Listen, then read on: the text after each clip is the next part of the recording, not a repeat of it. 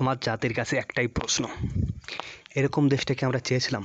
এই আন্দোলনে কি হিন্দুরাও কি সমানভাবে অংশীদার ছিল না? তাহলে তাদের এমনভাবে প্রতিদান কেন দিতে হবে? হিন্দুরা কি এই দেশে শুধু ইউজ অ্যান্ড ডিস্ট্রয় হতে এসেছে? আন্দোলনের সময় এই দেশে হিন্দুদের লেগেছে, কিন্তু যখন আন্দোলন সম্পূর্ণ হয়েছে, দেশ যখন স্বাধীন হয়েছে, এখন তাদের মারো কাটো, দেশ থেকে তাড়িয়ে দাও। এটা কেমন বিচার হলো? তাহলে হিন্দুদের এই দেশটাকে ভালোবাসাকেই তাদের অপরাধ বলে গণ্য হবে? দেশবাসীর কাছে আর দেশপ্রেমিকদের কাছে এই প্রশ্নটা রেখে গেলাম।